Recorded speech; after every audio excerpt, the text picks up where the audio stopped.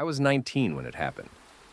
Me, my friend Jason, and his cousin Tyler decided to spend a long weekend camping deep in the woods.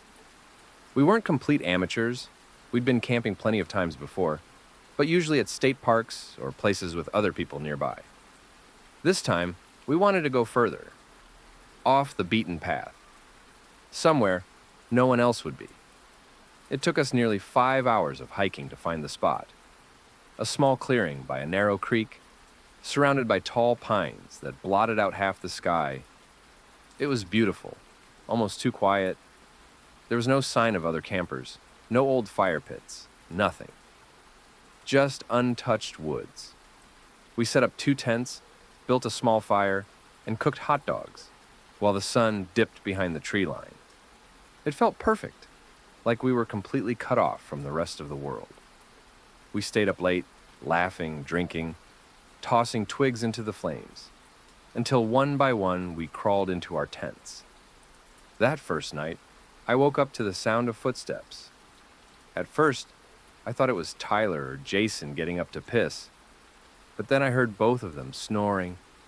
The steps circled the tents slowly, crunching leaves with a weight that sounded deliberate. Not an animal, not random. I froze, every muscle locked. The steps came right up to my tent, then stopped. I stared at the thin nylon wall, and my stomach dropped as a hand pressed against it, fingers dragging slowly across, feeling the fabric. I whispered, "Jason?" My voice cracked. From the other tent, his voice came back groggy, confused. "What?" The hand froze. Then, just like that, it withdrew. The steps retreated into the trees until silence swallowed the camp again. I lay awake until morning, heart hammering, every sound amplified in my head. When I told the others, they laughed nervously, saying it was probably a deer or a raccoon, but deer don't have hands, and raccoons don't walk in slow, heavy circles around tents. Still, I tried to shrug it off. The second night proved I wasn't imagining it. We'd been sitting around the fire when it started. First, twigs snapping somewhere in the dark. Then, a low whistle. Flat, off-key. Like someone who didn't know how to whistle properly. It came from the trees, maybe 20 yards out. We froze, listening. Jason called out, "Hello? Who's there?" No answer. Then the whistle came again, closer. Tyler stood up, scanning the trees with his flashlight, but the beam just carved slices of light through endless trunks. Nothing. No reflection of eyes, no movement. Just that whistle. We argued about what to do. Jason wanted to hike back to the road right then, even in the dark. Tyler said we'd get lost and break our legs. I sat there gripping my flashlight, trying to steady my breathing. At around 4 a.m., I woke to dragging sounds outside, our cooler being pulled across the dirt. I peeked out and saw it vanish into the trees, just beyond the reach of the fire's embers. My blood ran cold when I noticed the prints in the soil. Not boots, not shoes, bare feet, and big ones at that. We left the cooler where it was taken and didn't sleep another second that night. By morning, none of us were laughing.